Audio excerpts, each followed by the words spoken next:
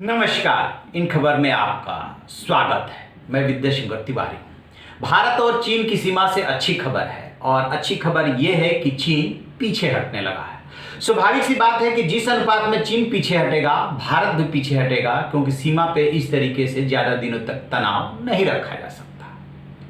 ये पुरानी खबर हो गई, सुबह में आ गई थी। सबसे बड़ा सवाल यह है कि आखिरकार ड्रैगन कैसे अचानक मान गया, कैसे उसका मन बदल गया। ड्रैगन पे भी भरोसा नहीं कर सकते, आगे भी नहीं कर सकते, लेकिन मन यूं ही नहीं बदलता है।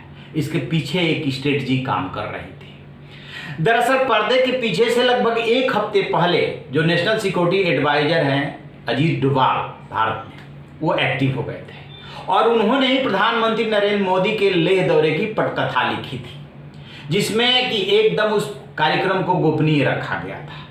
एक तरफ प्रधानमंत्री के वहां जाने का कार्यक्रम बन रहा था, वहां जाकर के जवानों की हौसला अफजाई और चीन को ललकारने की पटकथा लिखी गई। दूसरी तरफ कूटनीतिक चैनल के माध्यम से चीन को यह मैसेज कराया गया कि अब बात आगे बिगड़ सकती है। बात बिगाड़ने के लिए यदि चीन तैयार हो तो बहुत हो चुका, 2 महीने से यह पूरा तनाव चल रहा है।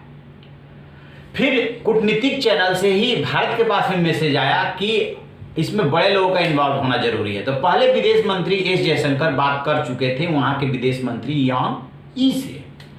तो हुआ कि अब किसको इन्वॉल्व किया जाए? प्रधानमंत्री बात करेंगे नहीं, क्योंकि दोनों तो वहां के राष्ट्रपति शी जिनपिंग और यहाँ के प्रधानमंत्री नरेंद्र मोदी के नाक का सवाल है। गलती चीन की तरफ से शुरुआत हुई है, प्रधानमंत्री जाकर के लिए में ऐलान कर आए हैं।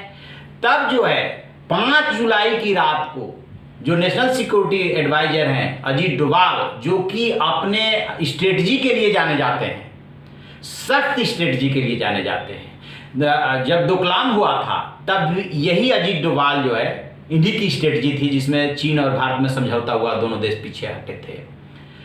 तो 5 जुलाई की रात इन्होंने वहां फोन किया किसको? वहां के विदेश मंत्री और स्टेट काउंसलर यांग ई को वीडियो कॉलिंग से बातचीत हुई। एक बात बता दें कि यांग ई स्टेट काउंसलर और विदेश मंत्री होने के साथ साथ विशेष प्रतिनिधि भारत और चीन के बीच में बातचीत करने के लिए भी हैं। तो एक तरह से दोनों विशेष प्रतिनिधियों के बीच में बातचीत हुई। उसमें बताया जाता है कि डोभाल ने उनसे साफ साफ कहा कि इस टेंशन को यदि कम करना है तो जो 6 जून से लेफ्टिनेंट जनरल स्तर की वार्ता चल रही है, 3 दौर की वार्ता हो चुकी है, उसमें जो सहमति बनी है कि सबसे पहले आप सैनिकों को पीछे हटाइए ताकि तनाव कम हो, उस पर अमल होना चाहिए। चीन अमल नहीं कर रहा है, भारत तो कब से तैयार है, बैठा है, तो उस पर अमल होना चाहिए। और नहीं तो इसके आगे जब बात बिगड़ेगी तो फिर संभालना बड़ा मुश्किल हो जाएगा। खैर, दोनों देशों में सहमति बनी। यांग ई ने भी कहा। अच्छा, इधर जो है ये रिपोर्ट एएनआई एजेंसी के हवाले से आ रही है, और उधर जो है चाइना की तरफ से ग्लोबल टाइम्स जो उसका सरकारी अखबार है उसने भी ट्वीट किया है और एएनआई ने भी ट्वीट करके दोनों ने लगभग सेम जानकारी दी है कि दोनों प्रतिनिधियों के बीच में ऐसे बातचीत हुई। अब सवाल ये उठता है कि क्या डोभाल के और यांग ई के बातचीत में अचानक कैसे नरमी आ गई चीन के बीच में? अचानक नहीं आई। प्रधानमंत्री ने एक बात बोली थी, प्रधानमंत्री ने ये कहा था कि हमेशा जो है ना, जो मजबूत होता है वही अपनी रक्षा कर पाता है। तो भारत की मजबूती, जिस तरीके से 15 जून को भारतीय सैनिकों ने जवाब दिया था और उसके बाद भारत ने सीमा पर जिस तरीके से घेराबंदी की, सैनिकों का मनोबल बढ़ा करके जिस तरीके से हथियारों को सैनिकों की तैनाती की, और अंतर्राष्ट्रीय राजनीति अंदर दुनिया से जिस तरीके से चीन के ऊपर दबाव पड़ा, साउथ चाइना सी में घिरा, ताइवान में घिरा, हांगकांग को लेकर घिरा, भारत के बॉर्डर पे घिरा, तो इस तरीके से चारों तरफ से चीन घिर गया। तो वो भी कूटनीतिक चैनल से ही मैसेज भेजा, और भारत ने भी कूटनीतिक चैनल से ही मैसेज भिजवाया था। इसके बाद दोनों देशों के विशेष प्रतिनिधियों में बातचीत हुई और डोभाल के एक फोन ने चाइना को ये सोचने को मजबूर कर दिया कि अब पीछे हट जाना चाहिए, नहीं तो यहाँ के बाद स्थिति को संभालना मुश्किल हो जाएगा। वैसे एक बात बता दें, भारत भी युद्ध नहीं चाहता और चीन भी भारत से युद्ध नहीं चाहता है, क्योंकि ऑलरेडी चीन को आर्थिक नुकसान हो चुका है और आर्थिक नुकसान अभी और हो रहा है। क्योंकि चीन चारों तरफ से घिरा हुआ है। चीन के जो राष्ट्रपति है शी जिनपिंग, उन्होंने ये सोचा ही नहीं था कि पूरी दुनिया एक इस तरीके से चीन के खिलाफ खड़ी हो जाएगी।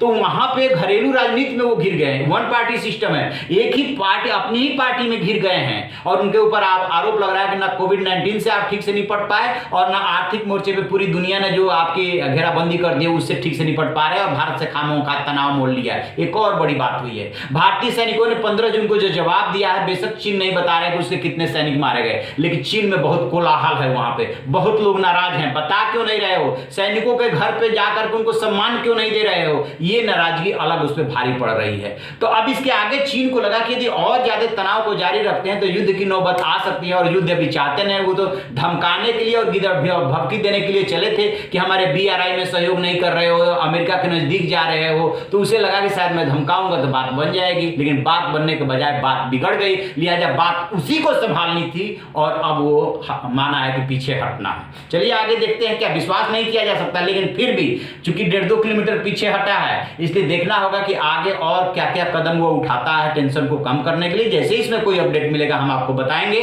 आप देखते रहिए हमारा डिजिटल चैनल इन खबर। इन खबर चैनल को सब्सक्राइब करें और बेल आइकन दबाना ना